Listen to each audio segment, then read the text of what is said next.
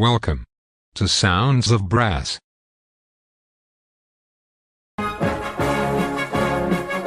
All in a Day's Work, 30 Years as a Local Bobby, by Chris Helme.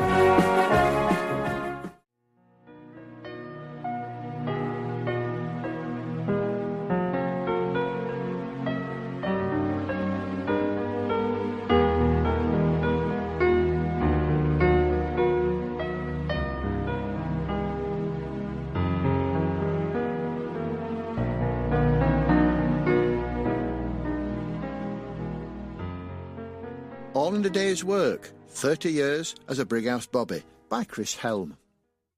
Introduction. What do you want to be when you grow up? As I stood in Stony Lane in full uniform, with my cape thrown over my shoulder, I stared across the neatly cut lawns at what was my old school, Cliff Hill. I recalled memories of my first day there in 1955.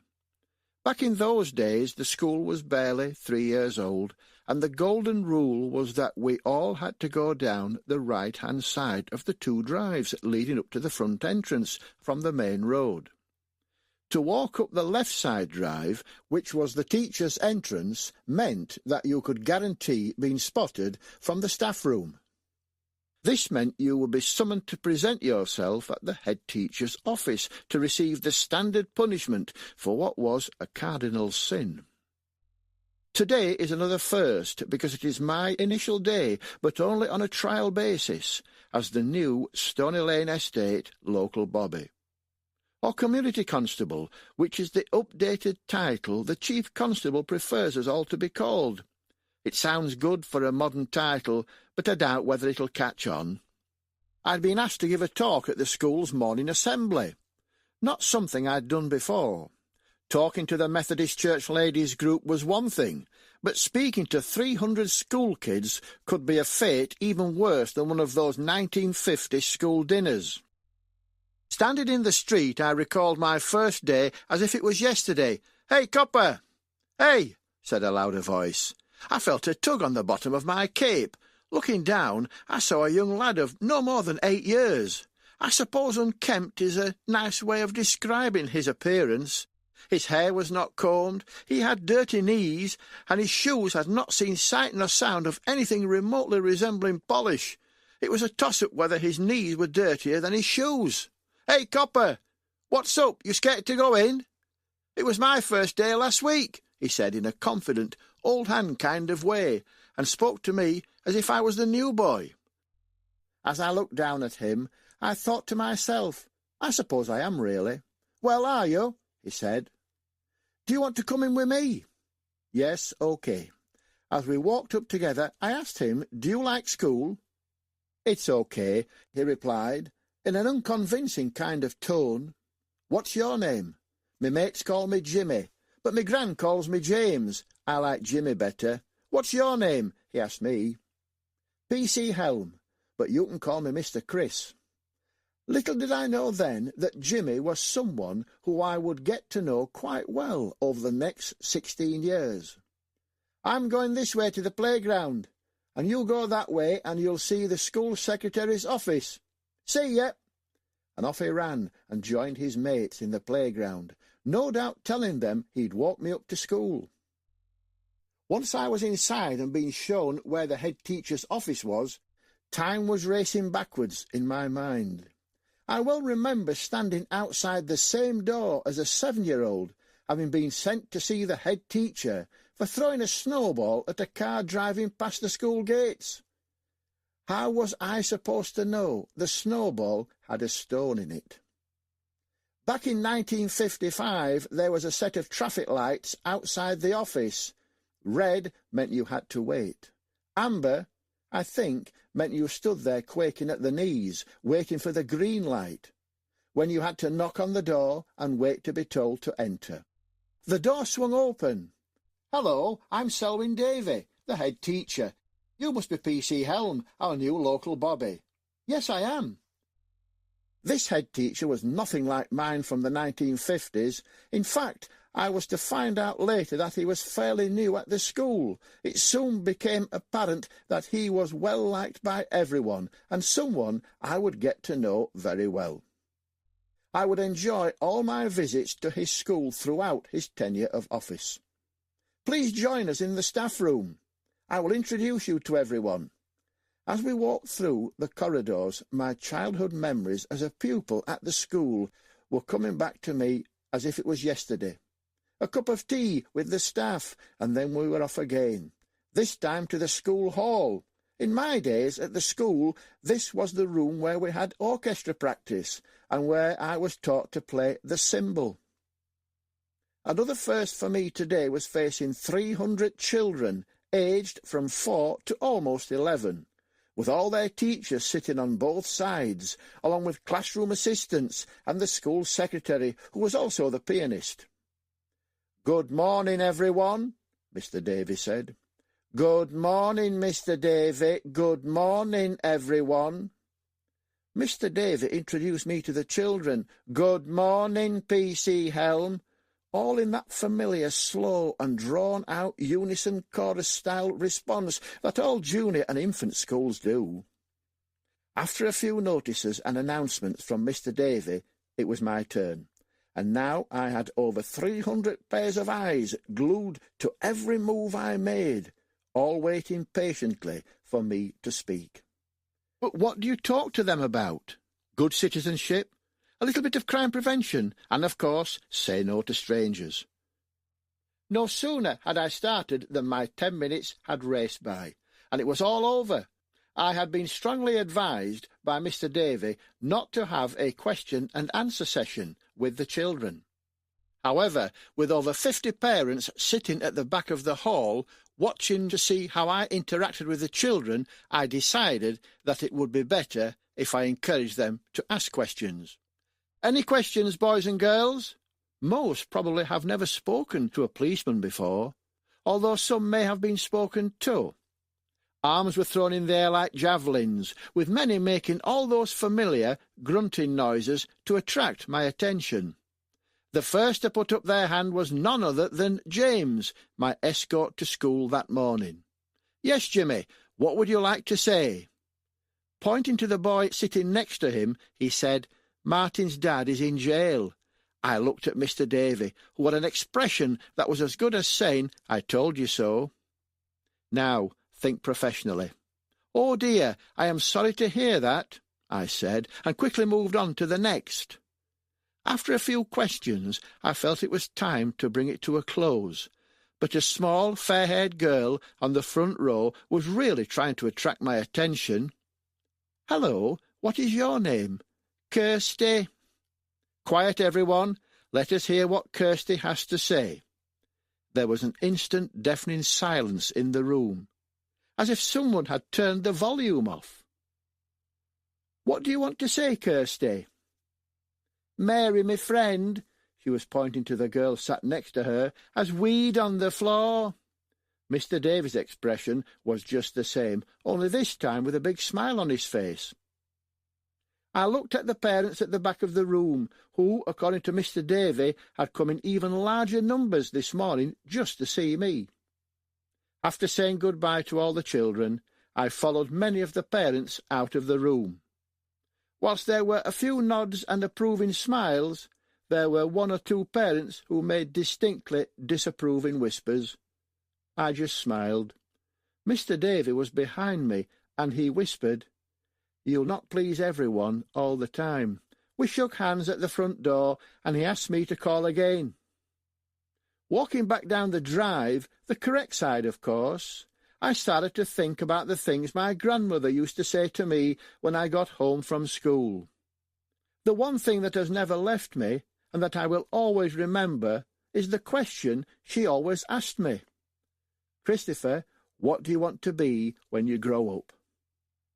Instinctively, without hesitation, it was always that I wanted to be a policeman. Just why I said it still remains a mystery to me today. But here we are, not only a policeman, but a police officer for the same town, streets, estates, and community that I grew up in. This was something that was always on my wish list. But how did it all begin? I have travelled a long road before arriving back to where I call home, at these school gates once again, to do a job I had once only dreamed of doing.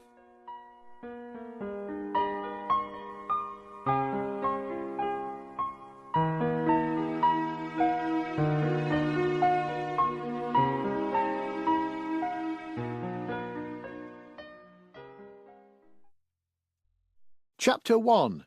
The Early Years. Most kids who lived on Stony Lane Estate started their school life at Cliff Hill, but not for me. Life at that school only lasted 2 years. During that time, the only thing about the school I liked was the regular percussion band practice. Actually, this meant no more than bashing a drum or cracking a cymbal. If you showed any musical promise, you even got a chance to play the triangle. I don't think it was this entry into the world of music that was to see me spend 50 years in the world of brass bands, with 30 of those as a serving constable in police bands. I also didn't foresee having the opportunity to play on the stage of the Royal Albert Hall in London, just the once, in 1983. I was even invited to audition for a place in the famous Brighouse and Rastrick band. That's almost 50 years ago now, and I have not heard from them yet. Oh well, at least I can brag that I was asked. I have one lasting memory of Cliff Hill that I can recall as if it was yesterday, but I would prefer to forget about it. It happened during the weekly class spelling test when I was in Year 2, which means I was 6 years old, and one class up from reception. The teacher would call our names out at random and give us a word to write on the chalkboard. "Christopher, your turn next." "I'd like you to spell the word." I felt very nervous and almost ready to cry. I hated spelling. What will it be? I felt like shouting out, "Please don't make it too hard, miss." "The word of." Such a relief. That's an easy one, I thought. But was it? Now, at my age, they are called senior moments, but not at 6 years old. My mind just went blank. Of. Oh, yes. O-double-F. No, that doesn't look right. O-V. I'm sure it has an F in it. I could sense the class were talking about me, and I could definitely hear one or two sniggering. "Christopher, the word is of. Come on, you know this one." My mind had gone blank, and my nerves began to get the better of me. Although I was determined not to cry, I suddenly realised that I had wet my pants out of the sheer panic in not knowing how to spell that 2-letter word. "You'd better go to the toilet, Christopher." I ran out with everyone laughing. I can remember that day as if it was yesterday. I was glad to leave the school the following year. At 7 years old, it was felt I might do better by leaving and going to the C of E school up the road. This was a great school. It had a playing field that was slightly raised on one side, and over the next 4 years I would be seen most playtimes standing at the top of that raised end of the field as General George Custer. This was when I was one of the lads who regularly reenacted the General's Battle of the Big Horn. This remake of the famous battle saw few of the Sioux Indian raiders from Hipperholm and Form 5 being able to get past us. It was also the same field where we regularly beat the Australians in the Lightcliffe Ashes series, where we always won the World Cup, and of course where I and the rest of my class single-handedly won the Second World War. The things we did back then with a little imagination and all without the use of any of today's electrical gadgetry.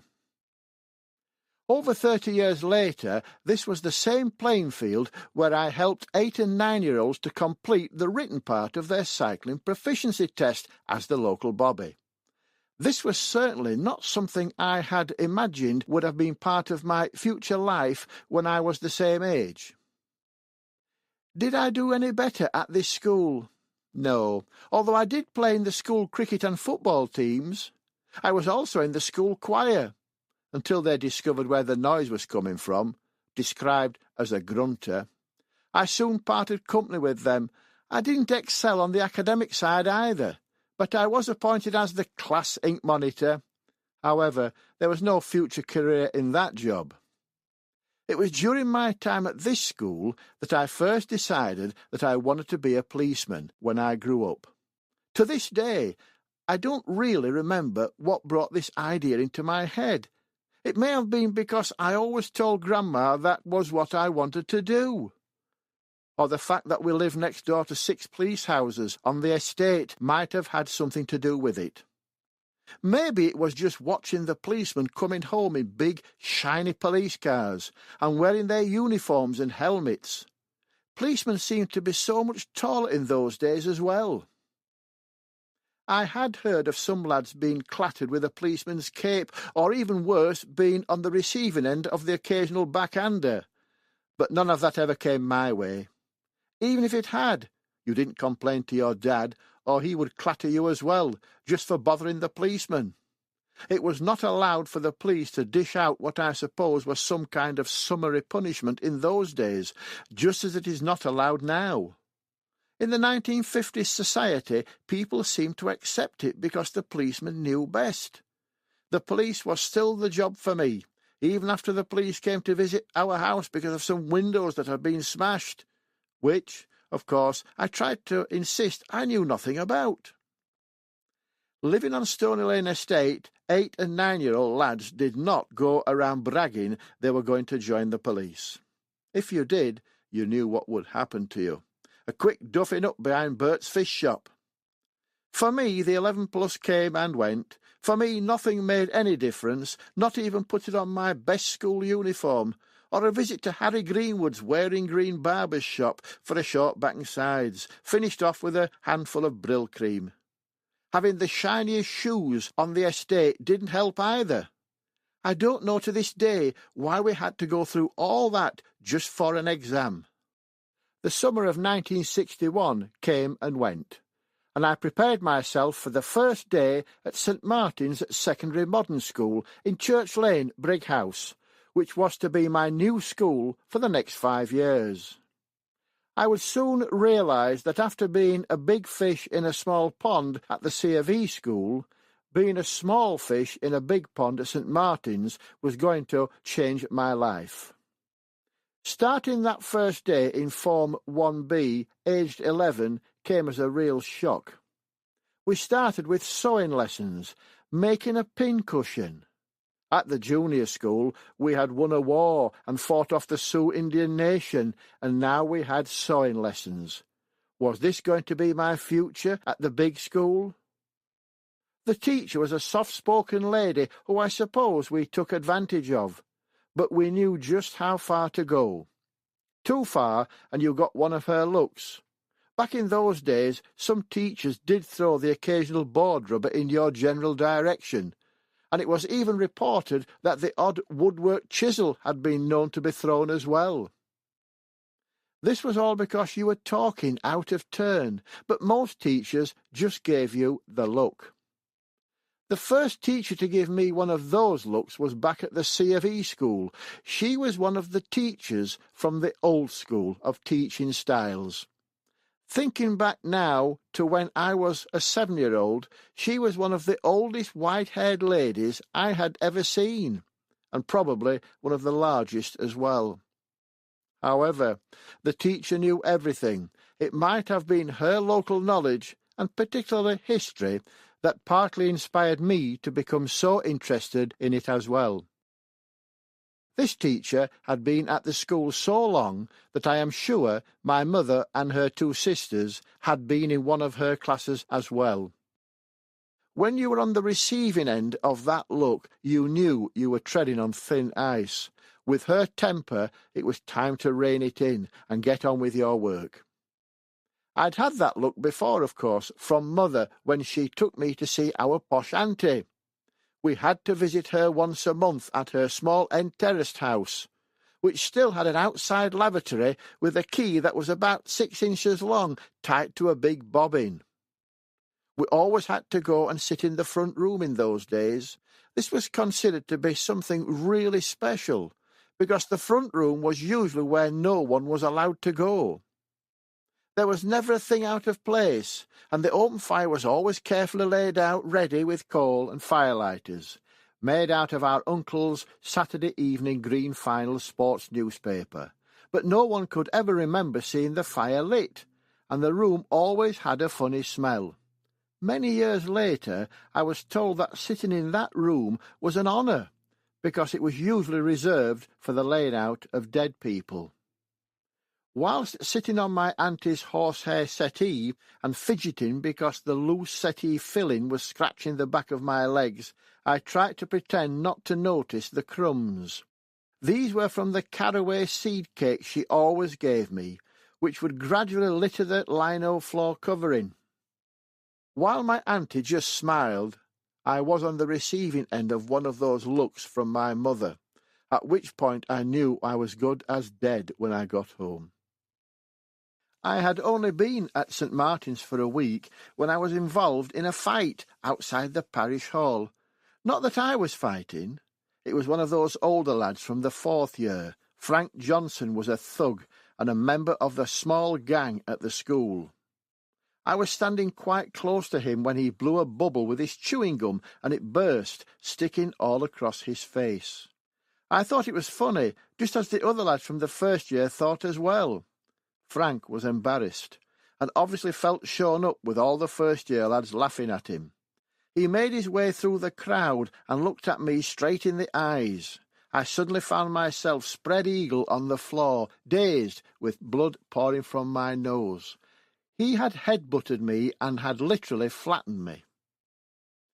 As I looked at him through glazed eyes, I could see that he was laughing at me with his small gang standing by his side, also laughing and pointing at me on the floor.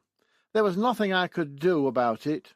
Suddenly, as quick as a flash, Frank found himself laid out on the floor next to me, and I could see that he had a cut lip and was barely moving. I looked around and saw that one of the 5th year lads had flattened him with just one punch. "Are you okay, Chris?" "I am now, thanks." Little did I know that I was to meet Frank Johnson face to face many more times in the future during my police career. Having joined Clifton and Lightcliffe Brass Band at the age of 9, going on 10 by the time I got to St. Martin's, I was one of the few learning to play a musical instrument, a cornet.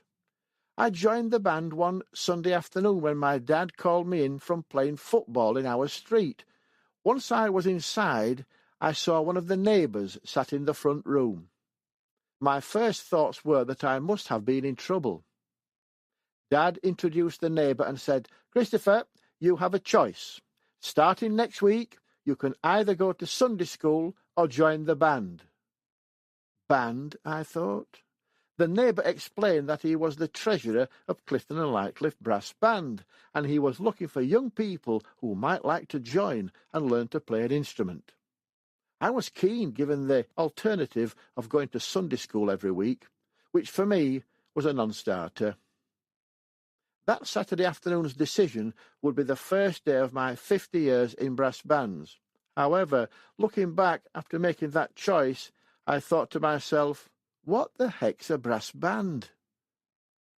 By the time I got into my 3rd year at St. Martin's, having moved up into the A stream, as it was called, there were enough brass players to form a quartet. While I was never what you would call a sports enthusiast, I was, however, picked for the football team, and I also did quite well in the field sports side of athletics, cross-country running and throwing the javelin. To give some indication of my skills as a footballer, I was always the one left over when the 2 best players picked their teams from the lineup of available players. Both captains probably hoped that they would not be the one stuck with me, but as a left-back, or as someone said I should have been called left-back in the shed, I thought I did quite well. Looking back, though, I was probably the only player whose own goalkeeper duffed him up for not stopping the opposing centre-forward, ripping through the defence and scoring the winning goal. Dick was our goalie, a big lad, who was an all-round sportsman. I first met him when he was the demon fast bowler at St Chad's School at Hove Edge, a village a couple of miles from Cliff Hill. His run-up seemed to take forever, and he was very intimidating. To be honest, it was frightening, and as his long run-up thundered down at us like an express train, we gave in, rather than trying to hit the ball. As a goalie, he was second to none, and for such a big lad, he could move. I suppose we could describe him as our version of the old Chelsea goalkeeper, Peter Bonetti. Dick could move like a cat. However, Dick was a poor loser, and he expected his fullbacks to beat the forwards as they hurtled towards the goal. In those days, there was only one star forward, and what a player he was. In fact, like Dick, he was a great all-round sportsman. Once Steve was on a run, the defence had no chance, but Dick still didn't like to concede goals. You had to watch out when the ball was in the net, because, according to Dick, it was always the fullback's fault, and never his. He was never a vicious person, but he would sway his arms around like a windmill. Although I would never have dared to say that to his face, being so strong, he soon knocked you over. But when he was helping you get up, laughing and joking with you at the same time. This was also the era of my running hero, Dave Betford. I always did what he did when he was in a race. I would charge off into the lead and hopefully get so far in front of the rest of the field that they had no chance of catching up with me. I just couldn't lose. This plan would have worked too, but for just one lad. It didn't matter how far in front I was, he would always be a few steps in front of me at the line. The games teacher suggested that I should get some proper running shoes, but I liked the soft green suede shoes that I ran in. Although people laughed at them, I didn't really do that badly. In the last days of my third year, I was doing well in history, music, and geography. As for maths, I stopped being interested in that subject when we stopped using numbers and it all became boring letters. We had English language and English literature, with a number of teachers. I wish I had persevered with those subjects and not given up on them so easily. Moving up to Form 4T was the year when examinations and future career prospects became important. It was while I was in 4T that I received news from a school eye test that could potentially wreck any chance of achieving my ambition of being a policeman, and, most importantly, a policeman in Brighouse. This was the day I discovered I was colourblind, not totally, but in different shades of some colours, and it was something I would always keep quiet about. At the end of my time in 4T, the exams came and went. I did well in subjects that I liked, but those such as maths and English were not so good. It was decided that I would stay on for an extra year, and I was appointed as the head boy in Form 5. At St Martin's it was hoped that you would do well in the examinations, but while some did, many of the lads on our estate went to work at one of the many mills or factories or became apprentices in Brighouse. In those days there was no shortage of these kind of jobs. A small number from Form 5 went on to do very well for themselves, and even more did well in their later years. There were no O-levels, which meant no A-levels either, so we sat the Certificate of Secondary Education examination, and a strange exam called the College of Preceptors Certificate, an exam that no one seemed to have heard of. After both examinations I came away with a wide collection of grade 2s, 3s and 4s, although I did get a grade 1 distinction in music. I was about to leave school, and with no prospects of a job on the horizon, I was beginning to get a bit of pressure from my dad. "What are you going to do when you leave school?" I had not got a clue. I couldn't join the police at 16, so I went to find an alternative job somewhere. With CSE exam results varying from grades 1 to 4 and being pretty useless in metalwork and not much better in woodwork, my job prospects were not that great. Yes, we did have the careers officer visit the school, and I saw him. But what a waste of time that was. We all queued up in the school hall, and when I arrived at his desk, he asked, "What do you want to do when you leave school, lad?" "I want to join the police," I said very enthusiastically. It didn't seem to make much of an impression on him, because his reply came in a very dismissive sort of way. "The police, lad? Don't be ridiculous. That won't be for you. Have you thought of working at Firth's Carpets, or why not get yourself a trade at Blakeborough's?" "I want to join the police," I replied. I've always wanted to join the police. I was a bit agitated by his attitude and response. I felt like he was trying to say that secondary modern lads were not good enough for the police. He sent me to the back of the queue, and even after I made my way along the line to the front again, he would not listen to my thoughts on a job in the police service. On the last day of school we all said our goodbyes. It's strange looking back now. Since that day I have only seen 3 or 4 from the original 18 from our class of 1966. I really thought that it would be my last day when I walked out of the school gates, but 25 years later I was back as an adult education teacher with my own local history classes. What a strange feeling that was. Today I am still teaching adult community learning classes in those same classrooms. Only now I'm teaching computer classes for older learners and job seekers, teaching people of mature years the mysteries of the mobile phone, and running reminiscence workshops. This is something I never would have imagined doing whilst I was sat in the sewing class in 1961. Starting at St Martin's coincided with me delivering newspapers from Jim Gaukrodger's newsagents on the estate. It was Jim's father's shop, really, but Jim worked there most days, and his wife Pam helped out now and then. I started with an evening round, which paid me the princely sum of 7 shillings a week. To all you post-decimalisation kids, that meant I was paid 35 pence per week, and that was working 6 days a week. It wasn't long before Jim asked me if I wanted to take on a morning round as well, for another 10 bob. 50 pence per week. Yes, please, I said. 17 shillings a week in wages. I was rich. Pat took the other morning and evening rounds, and sometimes, when she had to miss them, I took her rounds as well, and that was another 17 shillings. I was now earning up to £1 and 14 shillings, or £1.70 in modern money, and that was each week.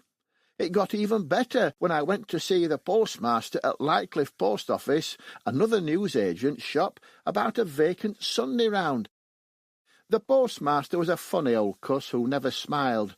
I'd heard from mates that his annoyance was obvious if you were late, you brought papers back, or even worse, if he got telephone calls from customers complaining they had not got their weekly TV Times or monthly magazines. "When can you start?" he said. "Straight away." "OK, I'll pay you 14 shillings.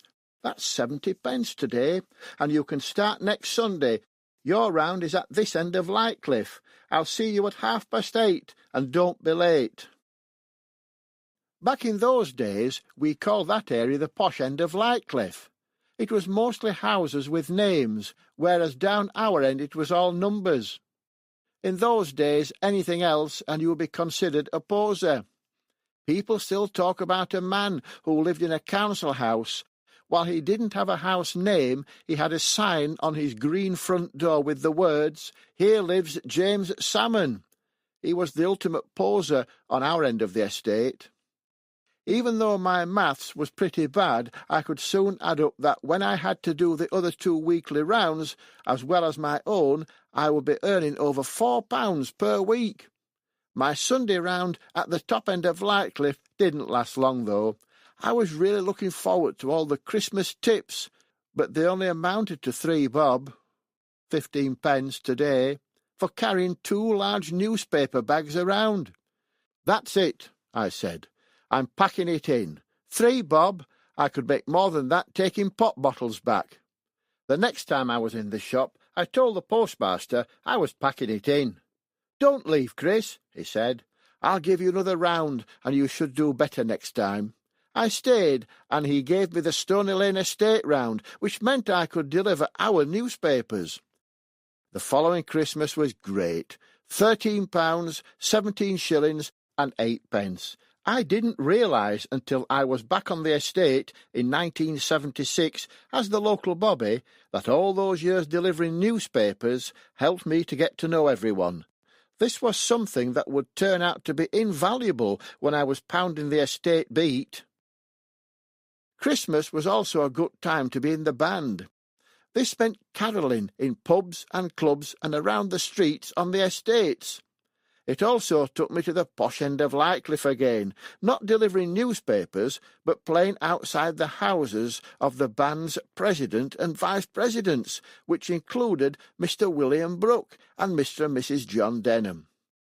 Playing at Mr. Brooke's house was the first time I'd seen people stepping in and out of their front room windows.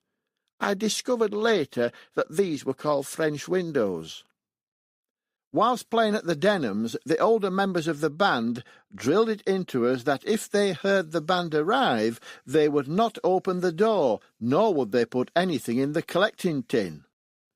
I recall it was very difficult walking down their long, deep gravel drive, trying not to be heard.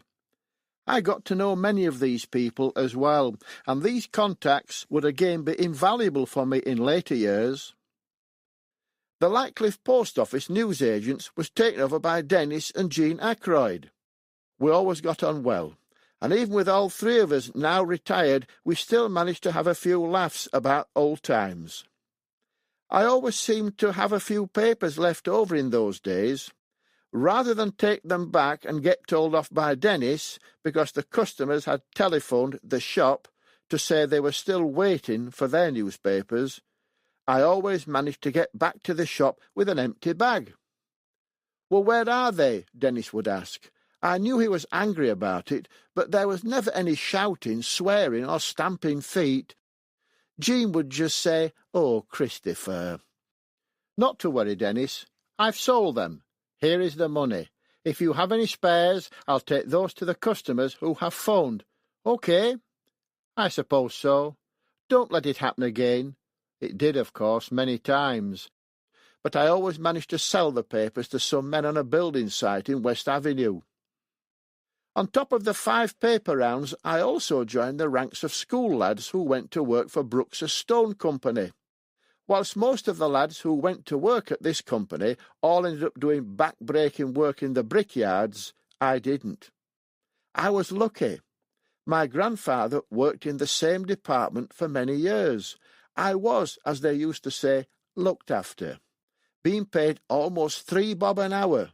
I was quids in during the school holidays. I found myself working in a mechanic's shop, which seemed very strange, recalling how useless I was in metalwork and woodwork classes. I used to see some of the lads from my time at Brooks's, and I enjoyed reminiscing with them about the old times. Peter, a lad who was not much older than me at the time, reminded me some 30 years later that it was me who turned him into a hopeless addict.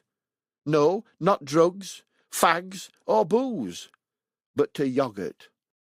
Up until he'd met me and saw what my mother had put in my snap bag for dinner, he had never seen, let alone tasted, yoghurt before, and after a few cartons he was hooked.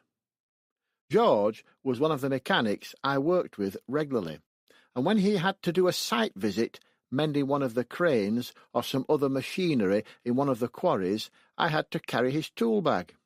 Once we arrived at the job, George quickly sorted it out, and then it was down to business in a quiet corner of the quarry. Music lessons.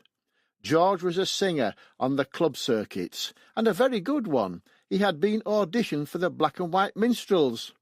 I recall many sunny afternoons which we would both spend sitting in a quarry, with me helping him with his music and enjoying listening to him singing. Then there was Joe, the blacksmith. We got on well from the moment I met him. During my first day working with him, I was shoveling coal for the forge, and he was telling me about his life in brass bands. We had something in common, both having experienced playing in bands. We had a kind of kindred musical spirit. Listening to Joe, it was obvious he had been a pretty good trombone player in his younger days, and he had even played with Brighouse and Rastrick, as well as my old band, Clifton and Lightcliffe. Alan was a mechanic, and a quiet sort of chap. Bert and Stanley were the plumbers, and I often worked with them. It was Bert who arranged the audition at Brighouse and Rastrick band for me. Frank was the shop foreman, another quiet chap who just got on with his job and kept me busy.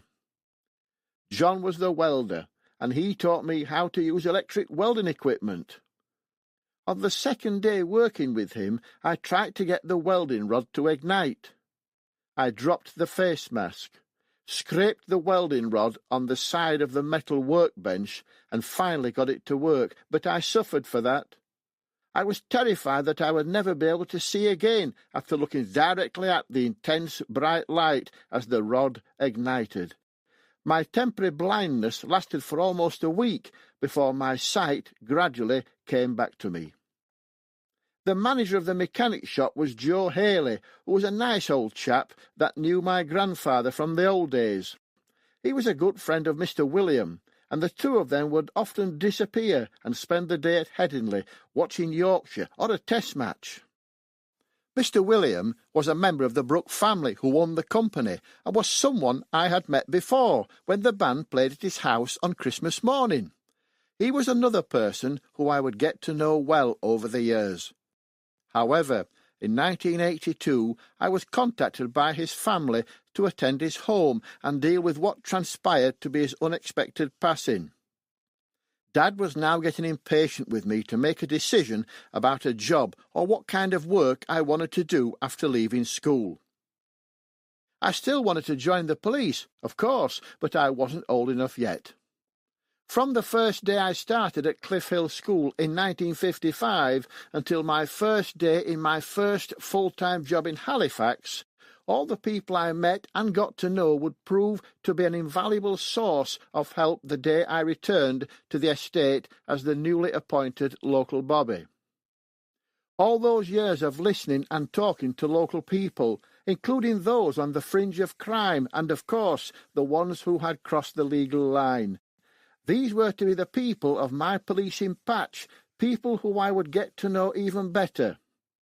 I could call some of them friends, and some I still do.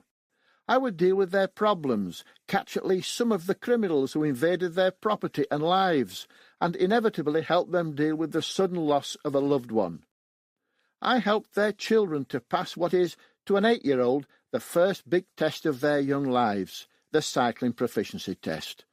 I tried to turn the clock back to instill some of the old values of the police from my own childhood days, when the local bobby would know everyone, listen, and most importantly, always try to treat everyone the same.